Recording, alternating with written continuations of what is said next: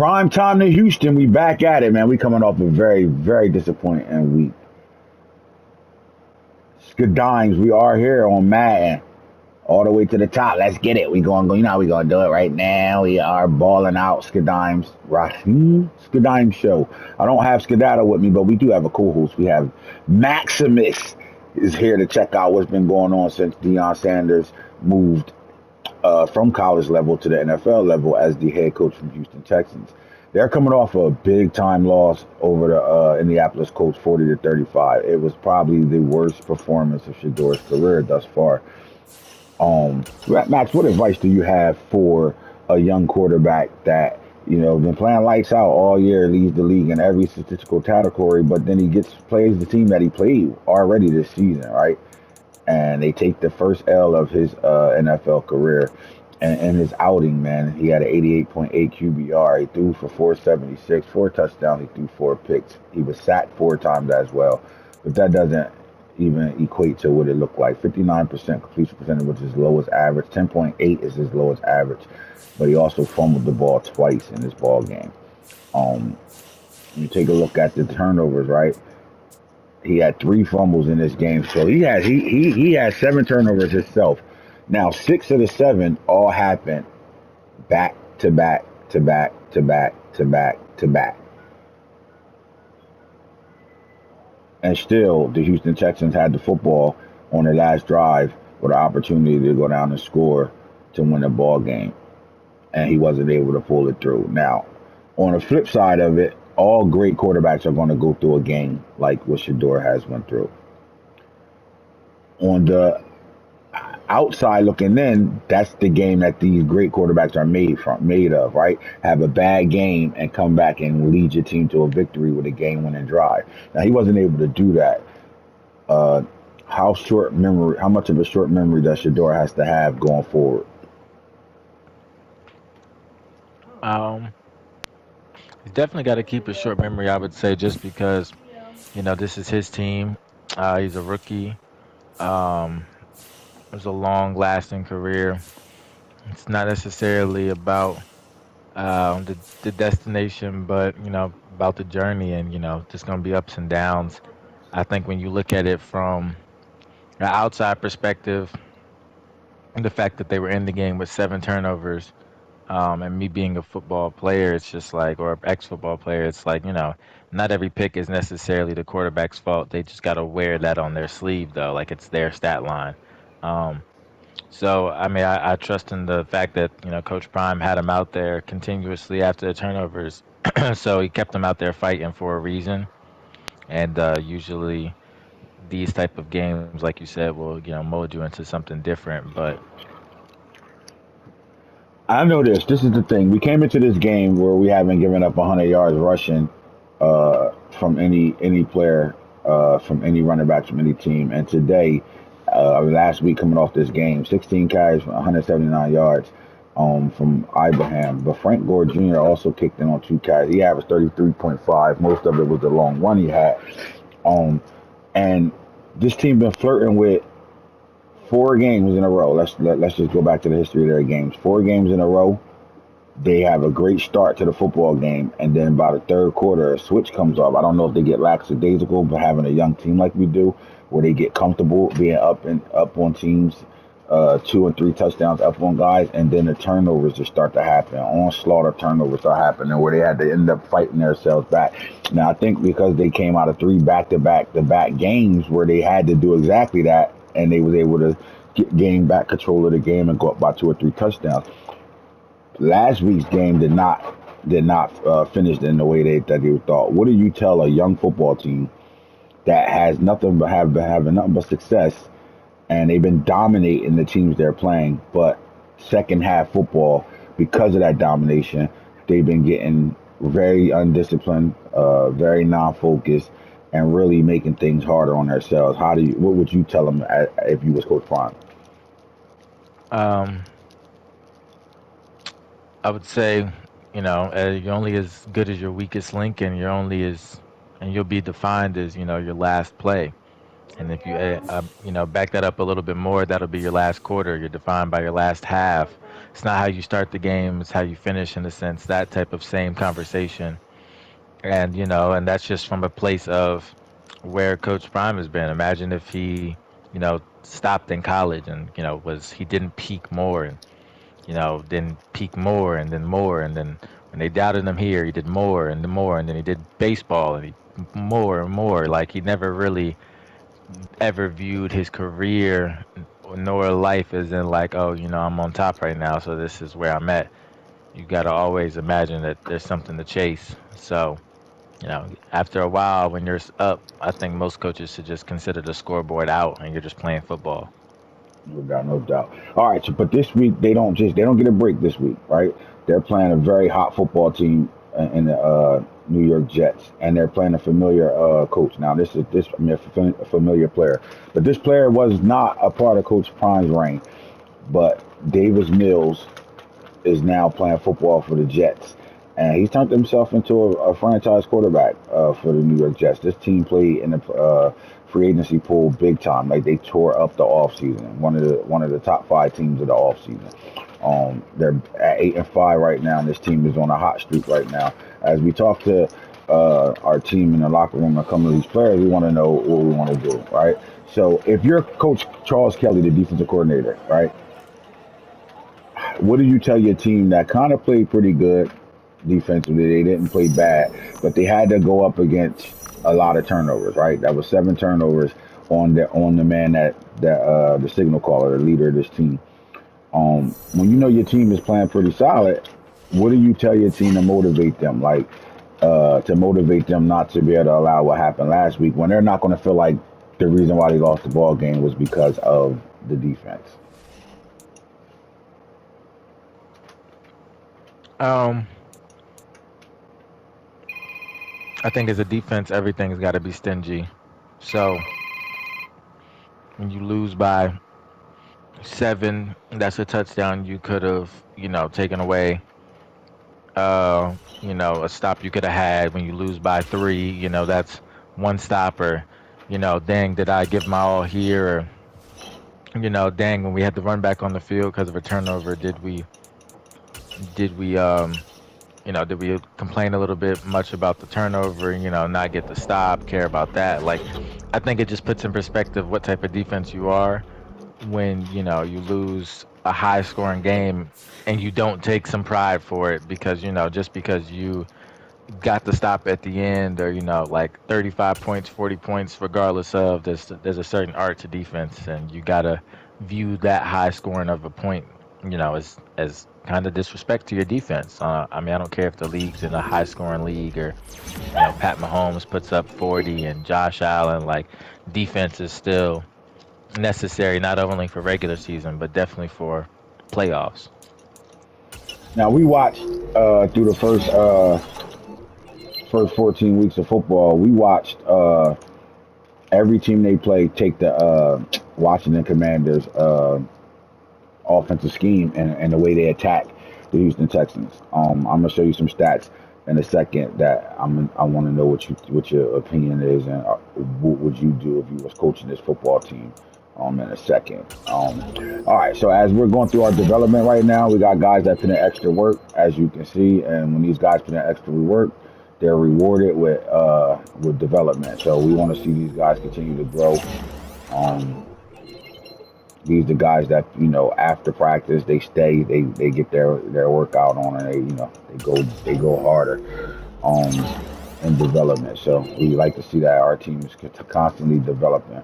Now let's look at some things real fast before we get into this game. Let's look at some things. We can go back to stats and awards, and we're gonna take a look at let's go defense first before we go offense. Now, when it comes down to team stats offensively and defensively, as you can see, when it comes down to total yards allowed, and especially after what they did last week, we're not in the top 10 here or outside of the top 10.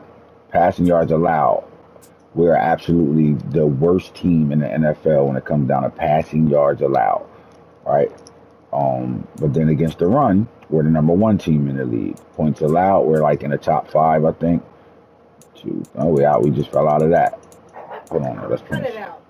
Points allowed. Here we go. We fell out of the top 10 there too. All right, sacks. Now sacks, we went in there behind the Chiefs and the Raiders with 50 and 52. We're at 69. Fumble recoveries, we do get the turnovers. So I want you to just a little history of the Houston Texans. Uh, Last year was Coach Prime's first year as a coach. Some say it's controversy going on that he tanked on purpose to be able to draft his son. But I could tell you one thing: this defense, as a whole, had 3 interceptions on the year in 17 games as a whole. So one of the things Coach Prime challenged is being a Hall of Fame cornerback, one of the best, if not the best, cornerback to ever walk this earth. He challenged the secondary to be able to get turnovers this year. And, they're doing a really good job of that. As you can see, 12 forced fumble recoveries, but they're light years ahead of everybody else when it comes down to INTs, as they have 59. The closest team to them is 16, Indianapolis Colts. Now, how does that add up? You look at that they're number one in the league when it comes down to turnovers, right? But they're number one. They're the number 32 in the league when it comes down to passing yards given up. How can you justify that your team is really good at covering their pass and their pass defense, right? Because they got all these interceptions, but yet they're the worst team in the league when it comes down to pass defense. I mean, it's either dot. It's either you throw a dot or you throw a pick. so, so I bring And what I up mean by dot is like you have to be like it has to be a dot. Like it has to be right there or it's a pick. That's the all way I right, look at it. and what I bring up is that we made some changes, and some of those changes had ended up working. Like we took Shiloh from playing back deep safety or strong safety. So we started off with Shiloh at free safety.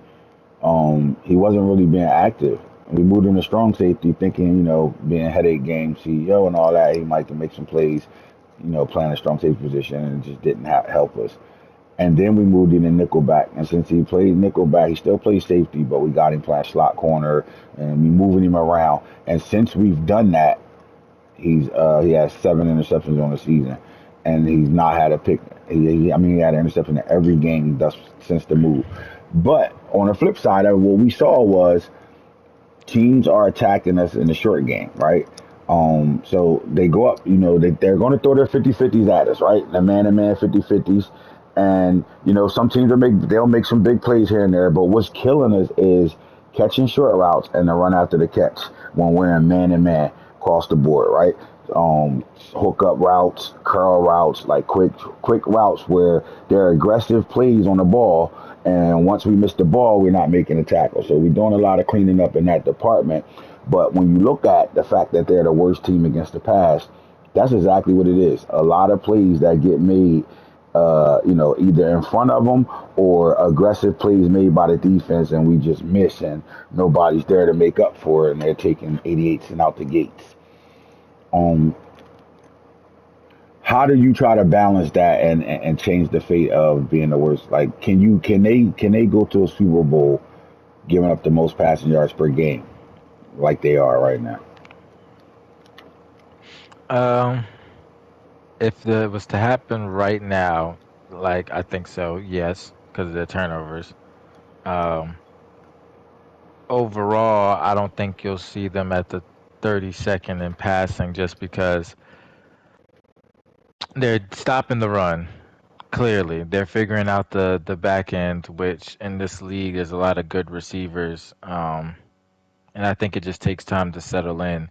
Coach Prime is a very aggressive type of coach as far as you know we're gonna we're gonna play to our strengths and then our weaknesses we're gonna still play to that too. So if you're not really the best at man or the best at something else, like it's one of those figure it out on the way things. And I think when you have that mentality about things, you get a lot better a lot sooner than what people expect. But overall, I feel like when you're getting pressure and you're getting turnovers, yards is bound to happen per se because they might be getting the ball back. There's other equations that can tie into that.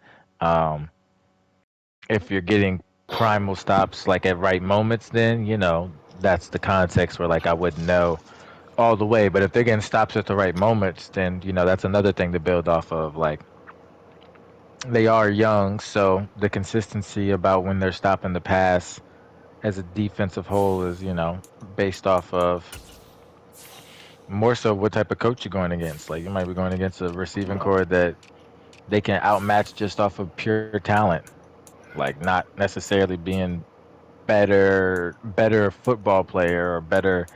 I mean, a better football player, like a better film room person or a better, a more experienced. They might just literally be more athletic and just are making plays so they can guard you.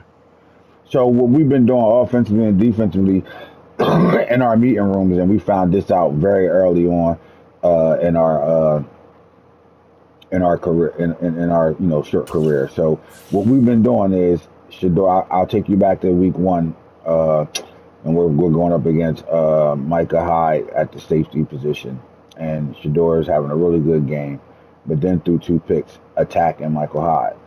And then we came out and we played a really good receiver. I think it was Stephon Diggs. We got Stephon Diggs, and the man-to-man pressing and chased him all over the field.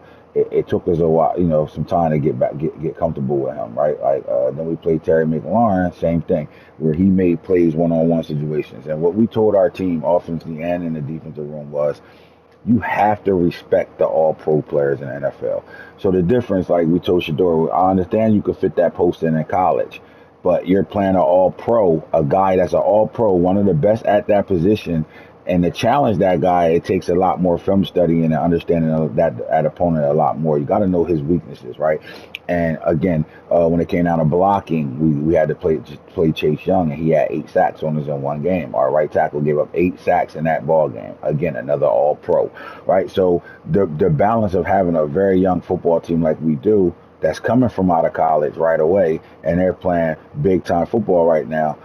Film studying and understanding your opponent matters more than a lot of things, right? The talent, everybody has the talent, right? They wouldn't be in the NFL if they didn't have the talent. Simple as that. But all pros separate themselves from the rest of the pack, right?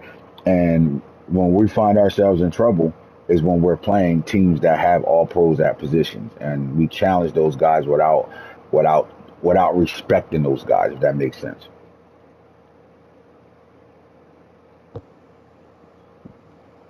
So coming in, Yeah. so a lot of work to be done. What do you again? What do you tell a young team that's playing? That's the best team in the NFL right now, right? You tell them a very young football team that's the best team in the NFL, and this is their first time they're gonna go through some adversity, right? Where they just took a L in a game that they clearly should have won the ball game. What do you tell that football team going forward? Um, you know, I mean, first off, it gets lonely at the top. So, I mean, you got to get used to that feeling. I'm getting everybody's best all the time.